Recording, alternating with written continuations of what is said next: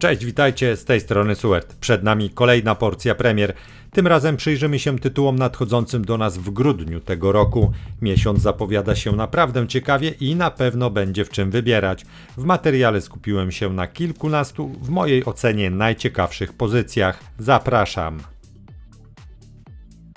Ostatnio do łask wracają różnego rodzaju bijatyki. Kilka tygodni temu mogliśmy obejrzeć zwiastun jednej z tego typu gier, a mianowicie Marvel Cosmic Invasion. Twórcy ogłosili, że produkcja ukaże się 1 grudnia na PC-tach, a także na konsolach PlayStation, Xbox i Nintendo Switch. Omawiana pozycja opiera się na komiksowej historii Annihilation z połowy lat 2000, w której potężny Annihilus rozpętuje galaktyczną inwazję. Gracze wcielają się w bohaterów Marvela, aby powstrzymać tzw. Annihilation Wave, przemierzając kolejne planety pełne wrogów w klasycznej, dwuwymiarowej formule. Choć Marvel Cosmic Invasion przypomina tradycyjne side-scrollowe beat'em-upy, studio wprowadza nową mechanikę Cosmic Swap. Pozwala ona błyskawicznie zmienić postać w trakcie walki, co dodaje dynamiki i pozwala łączyć ataki różnych herosów.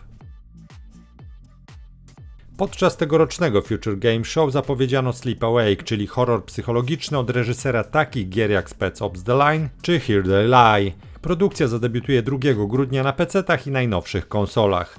W grze wcielimy się w chłopca imieniem Kaji, któremu nie dane będzie zasnąć. Nie z powodu bezsenności czy jakiegoś nakazu, ale z troski o własne życie. Mieszkańcy Ścisku, ostatniego miasta na ziemi, są bowiem na tyle zdesperowani, by uniknąć ciszy, czyli tajemniczego zjawiska, przez które ludzie dosłownie znikają we śnie. W praktyce przełoży się to na psychodeliczny świat, zniekształcony przez senne koszmary i pełen potwornych bytów, przed którymi Kaji będzie uciekał lub próbował przekraść się niepostrzeżenie w drodze do kolejnego celu. Atmosfery dopełni muzyka skomponowana przez Finka. She's Living to pierwszoosobowa gra grozy. Tytuł powinien zadebiutować 2 grudnia zarówno na PC-tach, jak i najnowszych konsolach. Gracz wciela się w Charlesa Daltona, analityka kryminalnego specjalizującego się w analizie rozprysków krwi. Zostaje on wysłany do zaśnieżonego regionu Haywood, by wykorzystać swoje umiejętności w dochodzeniu dotyczącym serii tajemniczych zaginięć. She's Living stawia przede wszystkim na klimat mrocznego niepokoju. Nasz bohater, uzbrojony jedynie w paralizator, przemierza starą posiadłość i okolice, szukając wskazówek, które pomogą mu w śledztwie. Wkrótce odkrywa on jednak, że nie jest tam sam i ze zwierzyny szybko staje się ofiarą. Debiut Kingdom of Night zaplanowano na 2 grudnia wyłącznie na PC-tach. To RPG akcji zainspirowane filmowymi horrorami z lat 80. ubiegłego wieku. Projekt opracowało studio Friends of Safety. Kampania rozgrywa się w niewielkim amerykańskim miasteczku Watford w stanie Arizona. Lokalny kult podczas prób nawiązania kontaktu z zaświatami przez przypadek przyzywa prastare bóstwo zła Baphometa. Jak na RPG akcji przystało, rozgrywka w Kingdom of Night koncentruje się na zręcznościowym systemie walki. Podczas zabawy zajmujemy się także eksplorowaniem świata i wypełnianiem zadań. Całe miasteczko jest małym, otwartym światem i sami decydujemy, w jakiej kolejności chcemy pokonać 5 demonicznych generałów. Gra nagradza dokładną eksplorację, pozwalając nam w ten sposób uzyskać dodatkowe przedmioty oraz informacje przydatne w walce z siłami zła. Podczas niedawnego pokazu PlayStation State of Play wydawca Bandai Namco zaprezentował zwiastun The Forsaken Hollows, pierwszego DLC do gry Elden Ring Night Rain. Dodatek będzie miał swoją premierę 4 grudnia tego roku. Zadebiutuje on na PC oraz konsolach PS4, PS5, X1 i Xbox Series XS. Rozszerzenie wprowadzi przede wszystkim 2 nowych mroczników, w których mogą wcielić się gracze, uczonego i grabarkę. Uczony jest postacią w typie maga. Podobnie jak dostępna w podstawowej wersji gry Wiedźma Rekluza, będzie on postacią preferującą walkę na dystans. Grabarka to natomiast mniszka preferująca walkę bronią obuchową, skalującą się ze statystykami wiary i świętych obrażeń. Kolejnym elementem dodatku jest nowe wydarzenie ruchomej ziemi noszące nazwę Wielkiej Pustki. Event zabiera graczy do starożytnych ruin zakopanych głęboko pod pogrobnem, a cała lokacja najeżona jest tajemniczymi kryształami generującymi morowe powietrze wysysające z graczy siły witalne. Oczywiście dodatek to także nowi bossowie, jednak nie znam na ten moment zbyt wielu szczegółów ich dotyczących. Już 4 grudnia na obu wersjach Nintendo Switch powinniśmy zobaczyć Metroid Prime 4 Beyond. W grze ponownie wcielimy się w Samus Aran, która trafiła na planetę Vuros, aby stawić czoła czyhającym tam niebezpieczeństwom. W tym celu łowczyni będzie musiała m.in. skanować kamienne figury i inne relikty, aby oczyścić sobie drogę w głąb dżungli. Podczas przygody protagonistka zmierzy się z niebezpiecznymi obcymi kreaturami. Będzie mieć jednak pewne ułatwienie w walce, mianowicie starożytne, parapsychiczne zdolności. Samus Aran otrzymała je w tajemniczych okolicznościach i może je wykorzystać właśnie podczas starć, aby kierować trajektorią lotu swoich pocisków. 4 grudnia na PC-tach oraz konsolach PlayStation, Xbox i Nintendo Switch zadebiutuje Octopath Traveler Zero. Nowa gra z serii nie bez powodu ma w tytule cyfrę 0. Po raz pierwszy w historii serii będziemy mogli bowiem zaprojektować własnego bohatera, a nie wybierać spośród postaci stworzonych przez deweloperów o konkretnym pochodzeniu i ścieżce fabularnej. Akcja Octopath Traveler Zero ma rozgrywać się jakiś czas przed wydarzeniami ukazanymi w jedynce w Królestwie Orstera.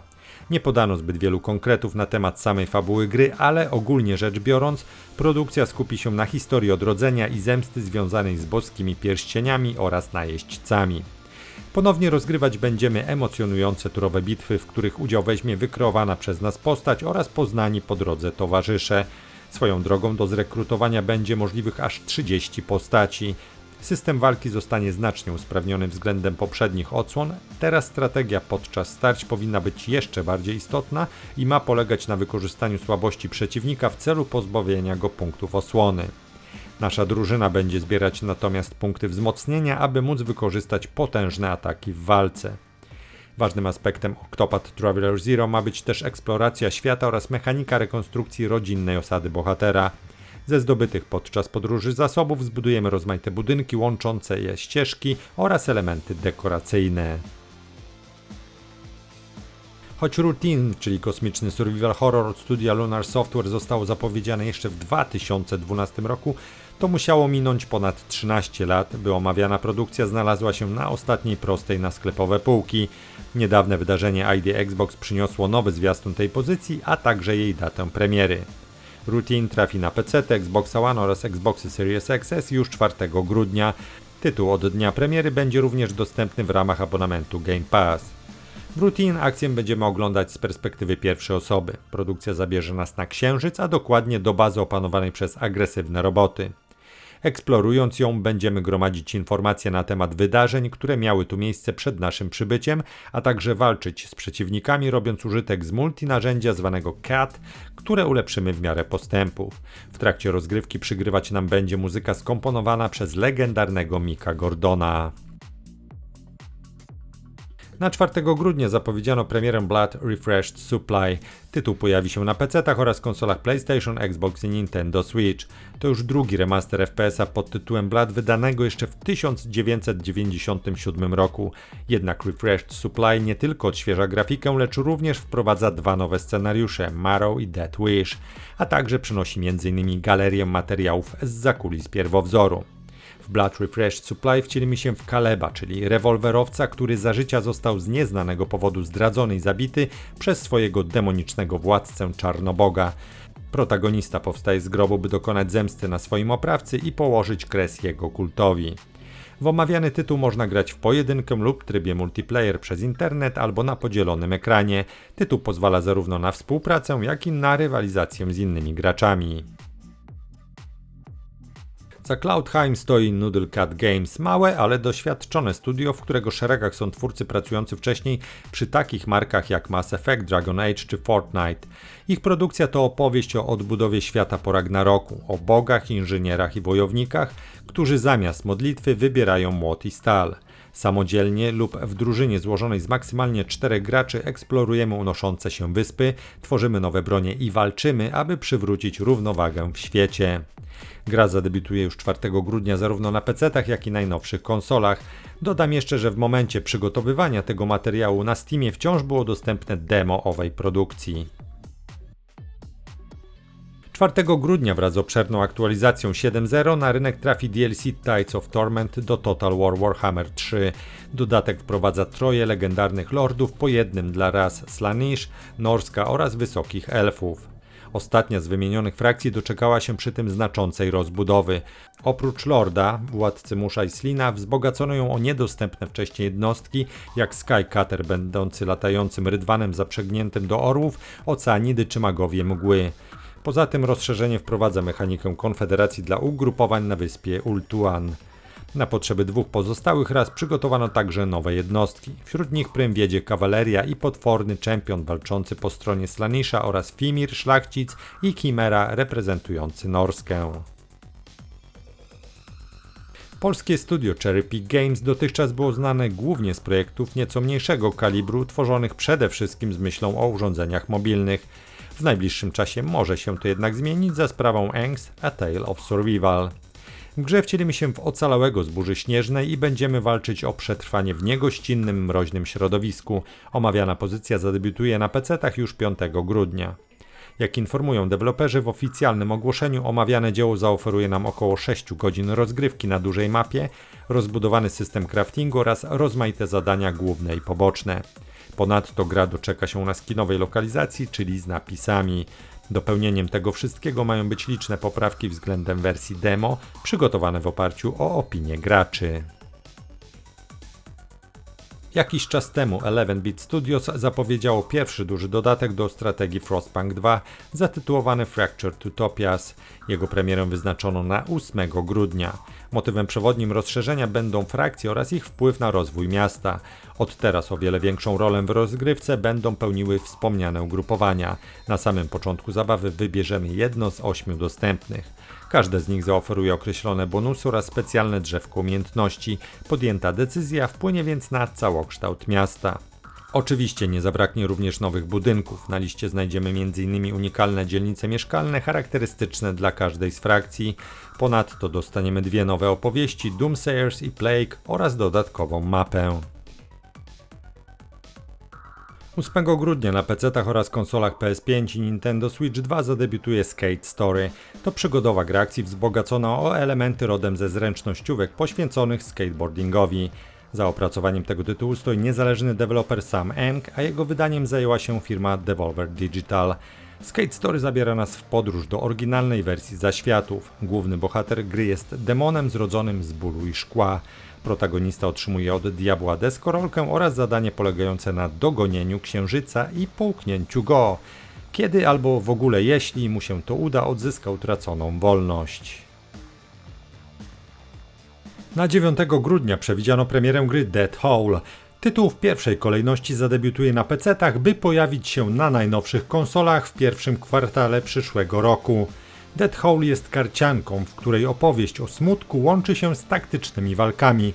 Za opracowaniem tego tytułu stoi niezależny duński zespół The Outer Zone, natomiast jego wydaniem zajęła się polska firma 11-Bit Studios. Akcja gry Dead Hole toczy się w nordyckim królestwie inspirowanym epoką kamienia łupanego. Główną bohaterką opowiedzianej tu historii jest Ro, będąca łowczynią z małego plemienia. Protagonistka udaje się w podróż do krainy duchów, by znaleźć sposób na wskrzeszenie zmarłego syna. Dead Hole wydarzenia oglądamy w widoku izometrycznym. Produkcja oddaje nam do dyspozycji otwarty świat składający się z ponurych biomów. W każdej z tych lokacji gromadzimy składniki, które służą nam do wytwarzania kart. Oprócz tego po drodze znajdujemy szamańskie totemy, pozwalające nam ulepszać swoją talię. Podczas przeprawy często stajemy oko w oko z przeciwnikami. Potyczki z wrogo nastawionymi istotami toczą się w trybie turowym na arenach pokrytych siatką kwadratowych pól. Na naszej drodze stają zarówno standardowi nieprzyjaciele, jak i potężni bossowie. Stormlancers od września jest już dostępne na konsolce Nintendo Switch. Omawiana gra zadebiutuje na PC-tach i Switchu 2 już 9 grudnia. Mówimy tutaj o dwuwymiarowej platformowej grze akcji z elementami roguelike, wyprodukowanej i wydanej przez firmę Probably Monsters. W Stormlancers 2 podróżników rozbija się na obcej planecie, która skrywa źródło potężnej magii. Cała rzeczywistość stoi na krawędzi zagłady, a 2 magiczne istoty, Storm Hearts, wybierają rozbitków na swoich bohaterów. W miarę postępów gracz odblokowuje dodatkowe umiejętności, tak jak ślizganie czy podwójny skok. Dodatkowo dysponuje broniami, z których każda posiada 3 atrybuty: obrażenia, szybkości ataku i czasu regeneracji. Elementy Metroidvanii są tutaj obecne, ale w ograniczonym zakresie. Specjalne umiejętności zdobyte po pokonaniu bossów umożliwiają dostęp do nowych obszarów, jednak nie ma możliwości powrotu do wcześniejszych poziomów. Po prostu, aby przejść dalej, należy najpierw zdobyć nową umiejętność, która otwiera portal do nowego obszaru. W Stormlancers można grać solo lub w koopie z drugą osobą. Świątynia Pierwotnego Zła to kultowa produkcja z 2003 roku, za której stworzeniem stoi Troika Games, twórcy Vampire the Masquerade Bloodlines oraz Arcanum of Steamworks and Magic Obscura. Pomysłodawcą gry był Tim Kaine, znany przede wszystkim ze stworzenia dwóch pierwszych Falloutów. Ta klasyczna przygoda jest bez problemu dostępna do kupienia za pośrednictwem platformy GOG, ale już niedługo trafi do znacznie szerszego grona graczy. Wydawca firma SNEC umieścił bowiem grę na Steamie, a jej debiut zaplanowano na 10 grudnia. Co ciekawe, z opisu gry wynika, że zostanie ona dodatkowo wzbogacona o elementy stworzone przez fanów. Słów kilka o samej grze. To CRPG bazujące na klasycznym module wydanym w ramach Advanced Dungeons and Dragons w 1985 roku. W odróżnieniu od papierowego oryginału gra została oparta na zasadach z Dungeons and Dragons w wersji 3.5, czyli tych samych, które można znaleźć m.in. w Neverwinter Nights 2. Dzieło Troika Games pozostało jednak znacznie wierniejsze stołowym regułom i przez wiele lat było uważane za jedno z najdokładniejszych przeniesień z systemu Dungeons & Dragons na grunt gier wideo. 12 grudnia wyłącznie na konsoli PS5 zadebiutuje Code Violet. To trzecioosobowa gra akcji z elementami survival horroru. Produkcja została opracowana przez Team Kill Media. Code Violet rozgrywa się w XXV wieku. W wyniku potężnego kataklizmu Ziemia przestała nadawać się do życia, a ci, którzy przetrwali, uciekli na planetę Trapseed 1E. Efektem ubocznym globalnej katastrofy było uczynienie ludzi bezpłodnymi. W kolonii Ion znaleziono jednak ponure rozwiązanie tego problemu w postaci technologii umożliwiającej podróże w czasie. Wykorzystano je, by porwać zdrowe kobiety z przeszłości i sprowadzić do futurystycznej bazy. Jedną z ofiar tego procederu jest tytułowa Violet Sinclair. Próbując odzyskać wolność i uratować swoich bliskich, bohaterka odkrywa, że kompleks, do którego trafiła, został opanowany przez dinozaury, przerażające, agresywne istoty.